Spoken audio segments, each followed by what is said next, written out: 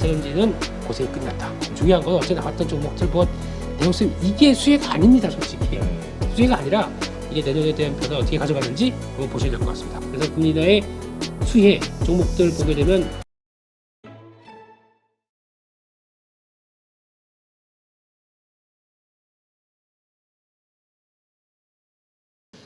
가장 중요한 거는 이제 FOMC 회의 결과에서 나왔던 내용들을 봤었을 때 이제 점도표죠. 그래서 어제 드린 얘기가 점도표가 이제 9월 달에 그러니까 지금 2024년 내년을 바라보면서 내년 말 바라보는 최종 금리의 중간값 이거를 찍었던 게 중간값이 5% 그러니까 9월 달이 5.194 뭐 이렇게 돼 있으니까 5.1%에서 이거 5%대 밑으로 가게 되면 그래서 시장이 안도를 할 것이다 라고 했는데 와 어제 찍은 거 보니까 위원 17명 중에서 찍은 값을 추정을 해서 중간값을 봤더니 4.6%가 나왔습니다.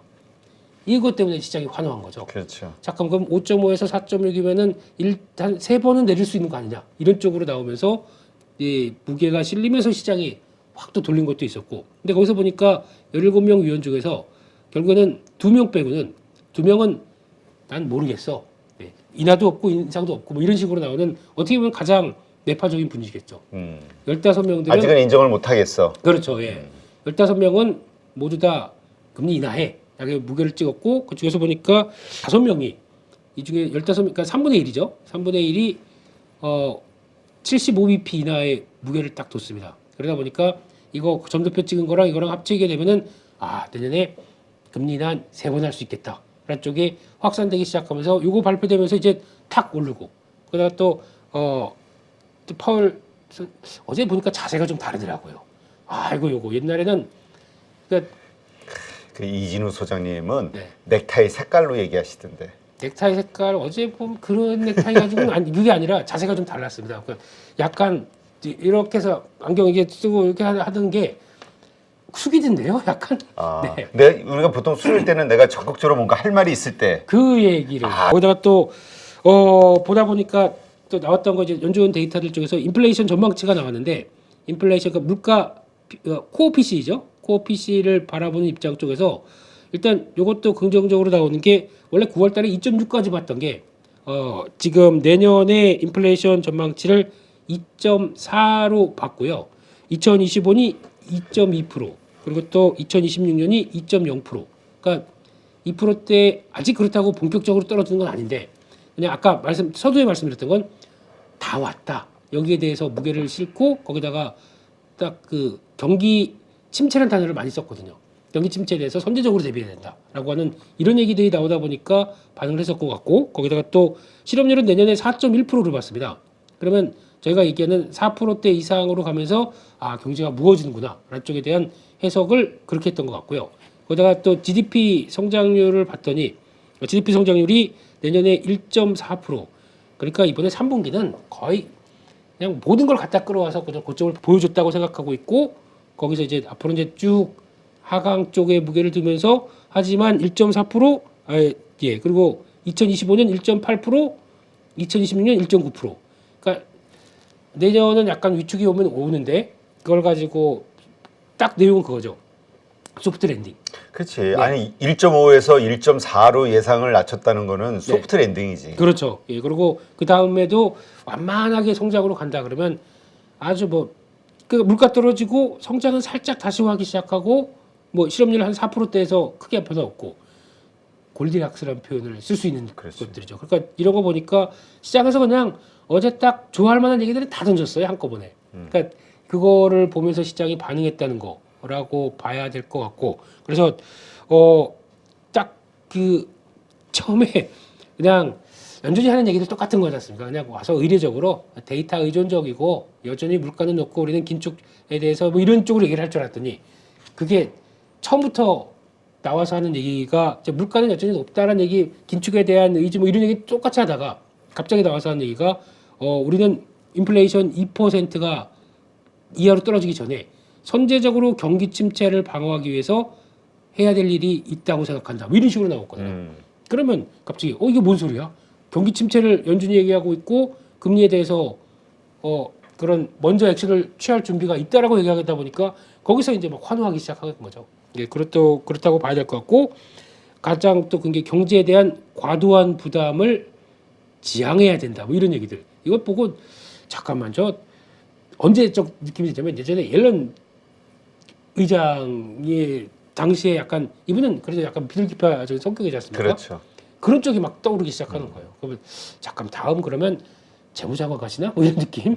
그래서 이런 쪽의 변화가 오다 보니까 시장에서는 그래도 지금까지 거의 뭐 1년 6개월, 2년 동안 했던 메시지 똑같다가 갑자기 확 바뀌니까 연준이 바뀌었어야 하는 의미로 지금 해석을 하는 게 이게 맞지 않았나 싶습니다. 네. 그렇게 봐야 될 것 같고요. 그런 쪽에서 그러면 또 그런 관점에서 네, 뭐 사요? 지금부터 이제부터? 네. 혹시나 연준이 그럴 걸 대비해서 네. 좀 현금을 살짝 늘렸습니다. 요거 이제 가야죠. 이제 근데 물론 이제 하루 정도 딜레이가 있을 수 있으니까 오늘 생각을 하되 늘려야죠. 근데 모르겠어. 이번에는 물론 좋은 얘기긴 했는데 이제까지 확률적으로 보면은 항상 그 다음 날이 반대 현상이 그렇죠, 나오더라고. 그렇죠. 연준 그래서- 발표하던 날과 그 다음 날이 좀 다른 현상. 그래서 이제 그거까지 감안하게 되면 현금 만약에 이번에 조금 좀 부담스러울 것 같아서 준비했던 현금을 분할로 사야죠. 뭐를? 그걸 이제 지금부터. 예. 그걸 이제 지금부터. 예. 그래서 아이고 숨 넘어가겠네. 빨리 뭘 사요? 그래서 필라델피아 반도체 지수는 일단 반응이 1.5% 올라갔고 거기다가 마이크론 테크놀로지가 2% 올랐습니다. 네. 그러면 또 반도체는 반응이 나오기 시작하겠죠. 근데 좀 특이한 게 어제 빅테크 기업들 쪽에서 그렇게 뭐 폭등한 게 별로 없습니다. 다 어제 아마존인가 메타는 또 밀렸어요 오히려. 그러니까 빅테크 그동안에 강했던 그 매그니피컨트 7은 그냥 그나마 잠잠했는데 우리 애플이 갑자기 또 급등합니다. 그러니까 나머지들이 원래 좀 작았고 애플이 살짝 위축됐던 거 이게 거의 끌어올리기 시작하면서 어제 1.6% 이제 조만간 200달러대로 들어갑니다.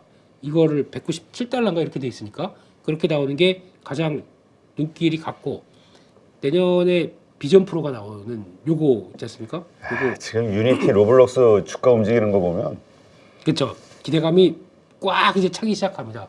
보급형으로 나오는데요. 그래서 국내에서도 어제 보니까 라운텍 이런 것들 막 주가가 갑자기 쭉쭉 올라가더라고요. 내년에 초에 보셔야 됩니다.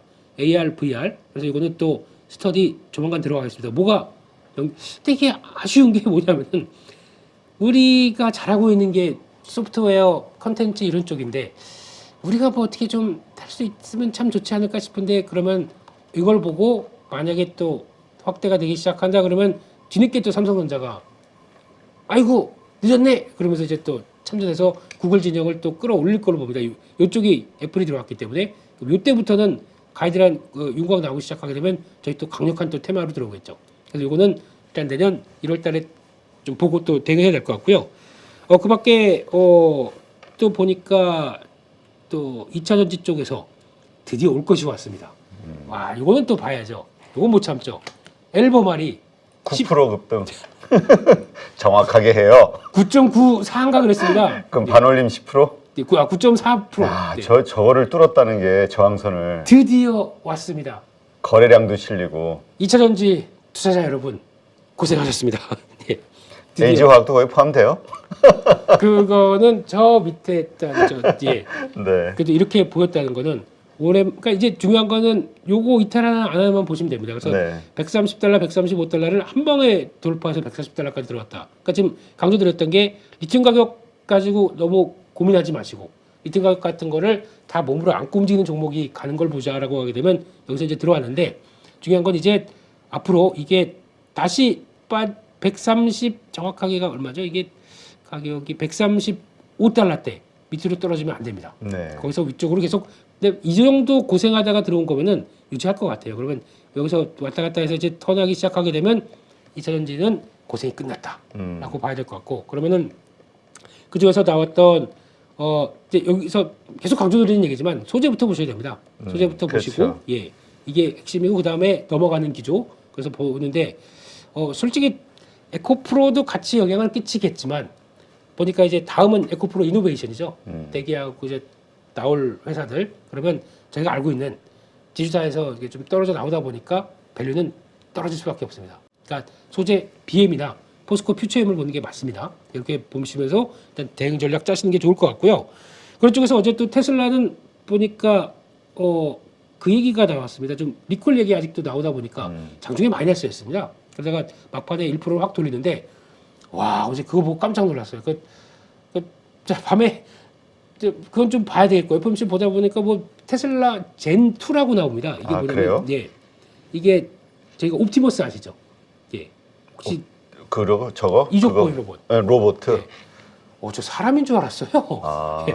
왜 이렇게 잘 만들었어? 이번에 젠2라고 해서 그 버전 두 번째가 나와서 공개를 했는데 영상 한번 봐보시면 물론 편집이나 의도된 건 좀 있습니다. 근데 그 손을 잘 보고 거기 깜짝 놀랐어요. 손에 촉각 센서가 다 달려 있어요. 그러니까 예전에 보면은 뒤에서 연구원들이 이렇게 보조해주고 했던 게 이게 없어졌습니다. 무게가 한 10kg 줄었고 거기서 움직임 동작들이 저희가 알고 있는 저거 이제 로봇에 가까워졌네. 그러니까 무슨 케이블 달리고 이제 이런 게 다 사라졌습니다. 보행이나 이 움직임 자체가 많이 부드러워졌더라고요. 그거 보고 그러니까 무게가 줄면서 사람다워지는데 거기서 나오는 변화 보고 전 맨 처음에 사람이 마스크 쓴 줄 알았어요. 이것도 저러고 있네. 근데 이게 돌아가더라고요. 그래서 로봇 쪽이 많이 발전, 이족 보행 사람에 가까운 로봇이겠죠. 이게 많이 바뀌었구나라고 생각이 드는데 그러면 로봇 관련주가 또 영향을 끼치겠죠. 어제 보니까 두산 로보틱스는 좀 처지는데 레보, 레인보 무지개 로봇, 인탑스 이런 것들이 조금 레인보를 무지개 로봇이라고 그러니까 참 색다르네. 트레이더들은 그냥 그렇게 부르고 그래요? 바쁜데 언제 레인보 이거 다 하고 그렇지. 있으니까 예. 그러니까 무지개 이런 것들도 살짝 돌리기 시작하는 거 보니까 관심이 좀 높아지겠구나 라는 생각은 좀 듭니다. 그래서 그런 쪽에서 2차 전지 쪽도 바라봤고요. 그리고 그렇게 되면 이제 지금부터 이제 시장에서 고민할 게 그거 같습니다. 그러면 아까 대표님 말씀처럼 뭐 사요? 이런 것들. 근데 그렇죠. 첫 번째 봐야 될 게 한국은 뭐 이런 찌글찌글한 상황들이 이제 갭상승이 나오겠죠. 근데 오늘 선물 옵션 동시 만기일입니다. 동시 만기이기 때문에 여기서 플레이할 게 외국인들의 전략들을 봐야 되겠죠. 근데 외국인들 보통 보면은 12월 달 선물 옵션 동시 만기일에는 배당도 받아야 되겠죠. 그러다 보니까 배당을 약간 공짜로 받으려고 의도를 많이 해왔던 게 있습니다. 네. 그러니까 지금 이게 베이시스를 그러니까 약간 눌러놨다가 다시 가게 되면은 이걸 그대로 물량을 넘어가게 되면은 프로그램 매수와 함께 같이 받아가는 효과가 나올 수가 있어요. 그러니까 결론은 오늘 외국인들이 차 보고 포 떼고 다 결론적으로는 선물 매수해야 됩니다. 매수해서 이걸 끌고 가면서 그대로 그냥 크게 돈 안 들이고 프로그램으로 배당을 받으려고 하는 전략들. 그래서 1월 달 넘어가서 1월 달부터 이제 차익 매물이 주르륵 나오는 현상들이 보여줄 수가 있기 때문에 오늘은 시장이 선물 매수가 들어오면서 프로그램 매수를 유발시킬 가능성이 높은 게 정상입니다. 근데 이게 안 나오고 만약에 오늘 아침에 딱 시작했는데 외국인들이 오히려 선물 매수량도 좀 찌글찌글하고 그냥 뭐 좀 약간 매도 쪽으로 가져간다 그러면 이거 틀리는 겁니다. 네. 그렇기 때문에 그들의 전략을 어떻게 알겠습니까? 그 외국인들은 일단 오늘 선물 매수와 함께 지수를 그러니까 결국은 지수를 끌어올리는 쪽으로 가는 쪽으로 보는 게 선물 옵션에 오늘 기대할 수 있는 요인들이다라고 보셨으면 좋겠고 게다가 또 아직 대주주 양도세 같은 얘기가 아직 안 끝났죠. 한간에서는 이거 물량 먼저 나오는 거 아니냐라고 하는데 심리입니다. 나올 수가 있다 보니까 플레이가 어제도 보시면 거래량 보세요. 이런 식으로 저거 물량 나올 때까지 하지 마 기다려 이런 느낌들이 좀 크거든요. 네. 그러니까 이 심리적인 부분 보게 되면 이게 뭔가를 돌리는 걸 확인돼야 되는데 그럼 뭐 다시 대통령께서 뭐 언급을 좀 해주시는가 뭐 하는 거냐 빨리 해라 이런 식으로 아니면 뭐 변화가 나오기 전까지는 일단 안 되는구나 생각하면서 시장이 보기 때문에 이것도 한국 증시에 좀 위축 요인이겠죠. 그런데 이게 끝나고 나는 26일 날 15시 30분 뒤로 그러니까 27일부터는 이것 때문에 눌리고 막 좀 묵직했다. 그러면 이때부터는 한국 증시는 폭발하겠죠.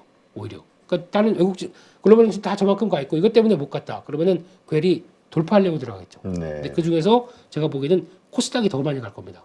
왜냐면 거기에서 고통을 더 많이 받았기 때문에 2차 전지 뭐 AI 의료 웬만한 올해 올랐던 것도 로봇 이런 것들 다 여기서 영향을 받을 거 아닙니까? 그렇기 때문에 그런 관점으로 보셨으면 좋겠다고 봐야 될 것 같고요. 네. 그러면 여기서 이제 금리가 아까 말씀드렸듯이 한 2년 만에 10년물 국채가 4%대 초반으로 왔다. 그러면 이제 시장은 바라보는 게 첫째 금리 인하가 수혜될 거 이런 거 찾기 시작할 겁니다. 그래서 금리 인하의 수혜 종목들 보게 되면 볼까 일단 인터넷 네카오 제가 보기에는 네이버 카카오 중에서 가장 공격적으로 하게 되면 카카오가 더 셀 수가 있겠죠. 거기다 뭐 카카오 뱅크는 아직 모르겠고 카카오페이 이런 것들 이런 페이 관련된 쪽들도 성장주 개념으로 그러니까 딱 어떤 느낌을 보시냐면은 코로나19 때 막 많이 올라갔던 종목들 그때 성장 가져오면서 올라갔던 것들 그러니까 인터넷 종목들 거기다가 2차전지도 당연히 들어가겠죠. 네. 금리 높아서 고통받았던 종목들 이거 다 여기 포함되겠죠. 거기다 또 그러면 신재생 쪽도 포함이 되겠죠. 그것도 신재생 쪽도 단지 설치하고 풍력 같은 경우 설치하는데 금리가 높아서 지연되고 이랬다. 그러면 이것도 다시 본격적으로 움직임이 나올 수가 있겠죠. 이런 거 봐야 될 것 같고 거기다가 소프트웨어 쪽 대표적인 게 게임이죠. 이런 것들도 영향을 받을 수가 있겠고 거기다가 또 좀 증권주? 네. 근데 증권주는 조금 플레이하기가 좀 그런 게 PF 내년도 상반기에 좀 상당히 이슈가 될 것 같아요. 네. 그래서 그냥 한다고 하더라도 그냥 살짝 많이 눌렸다가 움직이는 정도. 뭐 증권 또 건설 이런 거. 이게 원래 금리 인하의 수혜주지 않습니까? 그러니까 이런 것들 보시는데 아무래도 PF에 대한 부담이 있기 때문에 자유롭게 움직이지 못할 수가 있기 때문에 그냥 하게 되면 단기 플레이 정도라고 봐야 될 것 같고. 근데 여기서 반대로 은행 쪽은 예대 마진이 줄어듭니다. 그렇기 때문에 이게 호재가 아닐 수가 있습니다. 근데 미국하고 다르거든요. 우리나라 은행의 특성은 그렇기 때문에 이거는 포함이 안 될 걸로 보고 있고 이건 오히려 악재라고 봐야 되겠죠. 그래서 이런 쪽에 딱 한마디로 성장주입니다. 성장주 개념 종목들이 들어가면서 이게 또 1월 효과와 같이 연결될 수가 있는 부분이기 때문에 여기 해당되는 거 소프트웨어도 뭐 AI 소프트웨어 이런 것들도 다 포함이 되겠죠. 이런 것들 일단 물린 거나 아니면 또 이번에 잘 빠져나올 수 있는 기회 보는 전략적으로 가시는 게 가장 좋겠다라고 말씀을 드리겠습니다. 그렇게 보고 요거 보겠습니다. 네, 여기서 봐야 될 게 반도체 기판은 계속 봐야 될 것 같습니다. 이게 결국에는 메모리 업황 개선되면서 나오는 변화와 함께 패키징까지 부각되다 보니까 그 패키징의 기판이 뭡니까? FCBGA죠. 네. 그에 대한 기대감 나오면서 쭉 움직이는 거 보셔야 될 것 같고 요건데 이걸 제가 처음에 본 게 언제였냐면 2021년도였습니다. 그때도 제가 나왔어요. 예. 이게 지금 최근에 없던 게 떡 나온 게 아니고요. 이때부터 벌써 1.0이라고 최초 개발은 삼성이 했습니다. 근데 그거를 같이 우리가 끌고 하면서 한 또 2.0 지금 2.0까지 나왔을 겁니다. 근데 2026년 가게 되면 3.0이 나온다고 하면서 다 계획은 있었습니다. 근데 뭐 갑자기 이게 지금 최근에 나온 것처럼 얘기하는데 쉽게 말씀드리면 CPU가 있지 않습니까? 네. CPU 있고 여기 뭐 메모리가 쫙 있는데 메모리가 하나가 더 달린 겁니다. 이거를 CXL 메모리라고 보시면 돼요. 그러면 이게 뭐는 역할을 하냐면은 CPU하고 이제 메모리하고 다 연결돼 있는데 이걸 중간에 약간 그거 뭐죠? 요런 것처럼 이제 스위치 역할을 하는 겁니다. 그래서 데이터 왔다 갔다 할 때 이거를 용량 그러니까 이쪽으로 들어가는 데이터 이런 거를 다 교통 정리해주고 딱 좀 어느 정도 이건 여기 들어가고 하는 약간 분배하고 하는 기능이 들어간 거죠. 그러다 보니까 이걸 통해서 훨씬 더 용량대를 자유자재로 늘릴 수 있다. 그래서 최대 뭐 10배에서 10배까지 늘릴 수 있다. 이런 것 때문에 나오는 건데 중요한 건 어제 나왔던 종목들 네오셈 이게 수혜가 아닙니다. 솔직히. 수혜가 아니라 메모리 반도체가 모두가 수혜예요. 이렇게 되기 시작하게 되면. 그러면 이거 그러면 적정한 용량과 함께 여기 들어가는 것 이게 자체가 메모리인데요. 뭐. 그러니까 CXL 관련주 이게 아니라 CXL D램 메모리라고 보시면 돼요. 그렇기 때문에 그걸 가지고 중간에서 역할을 끼치는 거. 삼성전자 하이닉스다. 그렇죠. 어차피 메모리는 다 그들이 주도를 하니까요. 그러니까 요거 하나만 끼워넣으면 그러니까 지금 같은 경우는 메모리 이거 용량 부족하니까 바꿔야 돼가 아니라 이거 하나 딱 끼워넣으면은 거기서 또 자유자재로. 근데 이게 중요한 거는 서버용 쪽에 들어가는 거예요. 뭐 일반 PC 쪽이 아니고. 그러니까 데이터 센터용. 그러니까 즉 AI가 커지면서 나오는 현상에 대해서 이미 준비를 했다고 봐야 되겠죠. 거기서 나오는 변화 AI 서버용. 그러니까 결국에는 AI 쪽 이쪽이 커지니까 나오는 변화다라고 생각하시고 이거는 그냥 뭐 움직이니까 매매는 하시되 이게 주도주다 이게 그러니까 지금 이번에 다 그래요. 온디바이스 AI도 그렇고 이런 새로운 거 뭐 나왔다 그러면 신선하다 보니까 시장에서 확 들어가는데 네오셈이나 오킨스전자 뭐 코리아 서킷 이런 종목들 보게 되면 자리 한번 보세요. 저기 쳐졌던 종목들이 수단매 되기 위해서 뭔가 좀 돌아갈 구실이 뭔가 없었을까 싶어서 그렇게 들어가는 게 가장 맞다고 봐야 될 것 같고 이게 현실이고 매매는 하셔도 됩니다. 그만큼 반도체 쪽이 열려 있기 때문에. 근데 뭐 상한가 들어간 종목들 여기서 뭘 어떻게 하겠냐 먼저 일단 그렇게 보시면서 일단 되는 게 맞을 것 같고 그밖에 뭐 어제 특징적인 거 보니까 DB하이텍이 의외로 좀 강하더라고요. 네. 매매하기 싫어요. 네.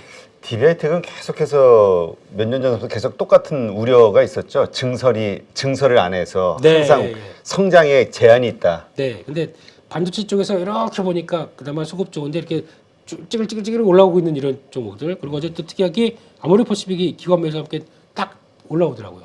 이런 거 일단 화장품도 안 죽었는데 이게 내년에 대한 변화 어떻게 가져가는지 한번 보셔야 될 것 같습니다. 네, 알겠습니다.